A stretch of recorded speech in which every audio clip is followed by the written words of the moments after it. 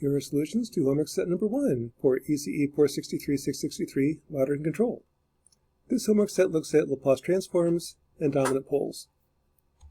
The first problem is kind of a Jeopardy type question. Given the answer, what's the question? Here's the step response, what's the system? Well, I know right away this is a first order system. There's no oscillations, so we can have a real dominant pole. I'll treat this as approximately A over S plus B. Now I need to get two pieces of information off the graph. One of them would be the DC gain. That S goes to 0. DC gain is A over B.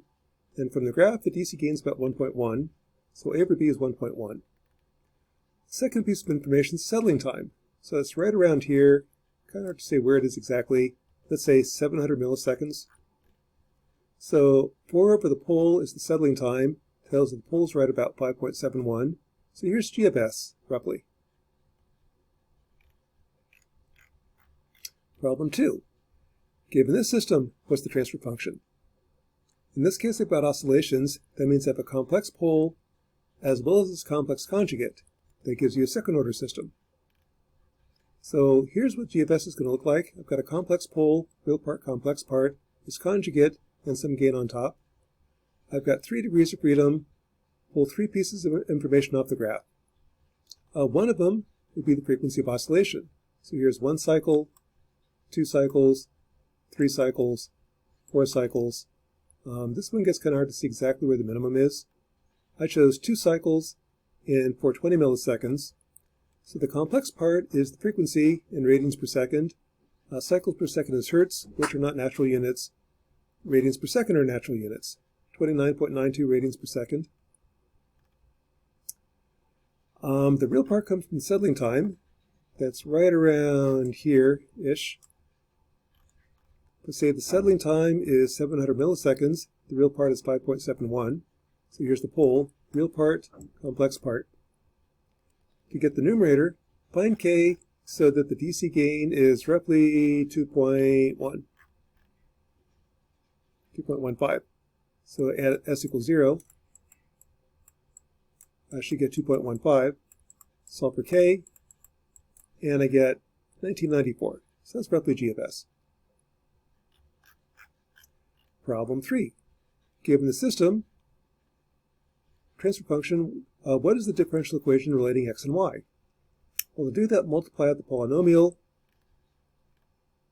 cross multiply, and note that s means derivative. So this is the third derivative of y, second derivative, first derivative, y, and x. So that's the differential equation that corresponds to that transfer function. Same thing, just different notation.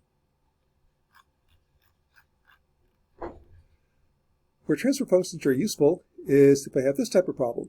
If the input is a sine wave for all time, find the output. Now I know right away the output is the sine wave also. It'll be something A cosine 5t plus B sine of 5t. To find that, use phasors. So here's the gain everywhere. All I care about is what's the gain at 5 radians per second. So analyze that at 5 radians per second times the input at 5 radians per second. In phasor notation, the real part's cosine minus j is sine. So this corresponds to 4 minus j1. Multiply it all out, I get a complex number. Real part's cosine minus j is sine. So this is a phasor problem. Part C, or number 5, is supposed to have a step input. Find y. That's Laplace transform. Here's the gain. Here's Laplace transform of x. So therefore, this is the Laplace transform of y. That is not in my table of Laplace transforms. So use partial fraction expansion. Split this up into 4 terms. To get the s term, I cover up the s, plug in s equals 0, get 1.389. To get the s plus 2 term, I cover up this term, plug in s equals minus 2, I get minus 1.923, and so on. Now take the inverse Laplace transform. So this is 1.389 minus 1.92 e to the minus 2t plus 1.3 e to the minus 12t minus 0.8 e to the minus 15t for t positive. Problem 6. Come up with a first order approximation for the system. So what I would do is look at the poles. I've got a fast pole and a slow pole. The slow pole is the dominant pole. So keep the dominant pole. Match the DC gain. As S goes to 0, this has a gain of 1.389. Pick K, so this also has a gain of 1.389. Gives you 2.778. That's roughly G of S. That's my first order approximation. To compare them, plot the two-step responses. So here's my third order system. Here's my first order system. Take the step response of each, plot them together. And here's your first order, here's your third order. Same shape, same settling time, same DC gain, almost the same system. There is a difference. If I take the first order system and delay it, it looks a lot better. And that's one of the core sources of delays. Sometimes there's delays in models.